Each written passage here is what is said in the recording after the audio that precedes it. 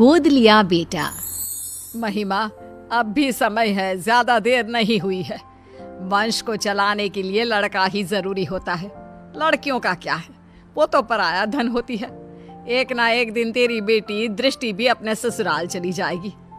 फिर बुढ़ापे में कौन तुम्हारा सहारा बनेगा, कभी सोचा है तुमने? मम्मी जी, मैं आपकी बात समझ रही हूँ, लेकिन किसी दूसरे के बेटे को हम कैसे अपना लें भला? जिस किसी भी बच्चे को हम गोद लेंगे उसकी रगों में तो किसी दूसरे का ही खून होगा ना, और मैं दूसरे के बच्चे को पाल नहीं सकती। हाँ माँ, महिमा ठीक कह रही है। वैसे भी दृष्टि अब 8 साल की हो चुकी है, सब समझने लगी है वो भी। अगर हम बच्चा गोद ले भी लेते हैं तो हो सकता है कि कल को वो भी उस बच्चे को एक्सेप्ट ना कर पाए। अरे वो सब तुम समय पर छोड़ दो, समय के साथ साथ उसे भी सब समझ में आ जाएगा। वसुंधरा अपनी बेटी बहू को रोजाना यही बात बोलती, जिसे गिरीश और महिमा नजरअंदाज करते रहते। फिर एक दिन, तुम लोगों को पता है वो जो हमारे पड़ोस में विमला रहती थी ना, जिसकी सिर्फ 2 बेटियां थी, आज उसकी बंद कमरे में लाश मिली है। जानती हो, उसकी सास ने भी उसे समझाने की बहुत कोशिश की थी कि किसी लड़के को गोद ले आए, लेकिन उसने अपनी सास की एक ना सुनी। और देखो, आज कंधा देने वाला भी कोई नहीं। वसुंधरा की इन बातों का गिरीश और महिमा पर इतना ज्यादा असर पड़ता है कि वो तुरंत ही बच्चे को गोद लेने का फैसला कर लेते हैं। तकरीबन 3 घंटे की प्रक्रिया के बाद गिरीश 6 साल के हर्ष को संग लेकर घर पहुंचता है।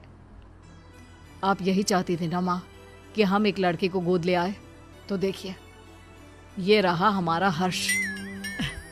ये तो तुमने बहुत अच्छा किया बेटा।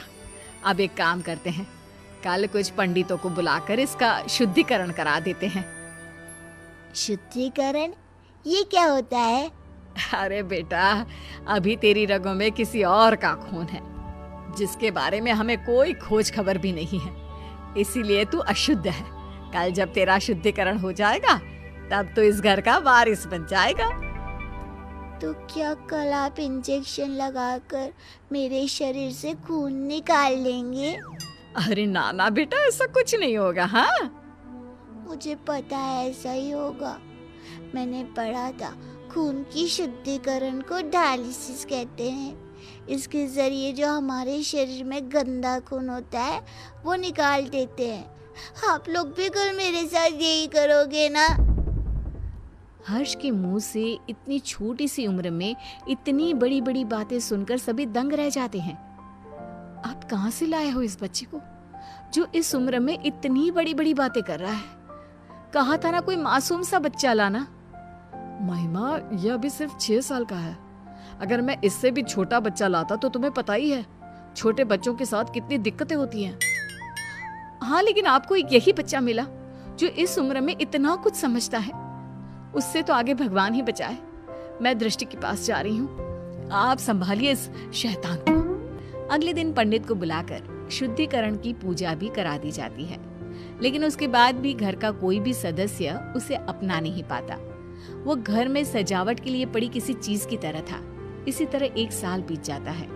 समय के साथ साथ हर्ष को भी अपनी और सौतेले में फर्क समझ आ जाता है। अब दृष्टि 9 की और हर्ष 7 साल का हो चुका होता है। दृष्टि बेटा, मैंने तुम्हारे लिए एक साइकिल खरीदी है। अब तुम्हें स्कूल बस से जाने की कोई जरूरत नहीं है। थैंक यू पापा। पापा, मेरे लिए भी आप एक साइकिल खरीद लीजिए। स्कूल बहुत दूर है, मैं आने जाने में थक जाता हूँ। अगर स्कूल इतना ही दूर है तो कल से जाने की कोई जरूरत नहीं है, घर पर बैठ जा। मेरे पास इतने पैसे नहीं कि अब तुझे भी साइकिल खरीद कर दे सकूं। हर्ष मुंह लटकाकर वहां से चला जाता है। तुम लोग क्यों उसे अपना नहीं पा रहे हो? आखिर कब तक ऐसे ही उसके साथ सौतेलापन का व्यवहार करते रहोगे? दृष्टि की तरह अब वो भी तुम लोगों का बेटा है। बुढ़ापे में वही तुम्हारा सहारा बनेगा।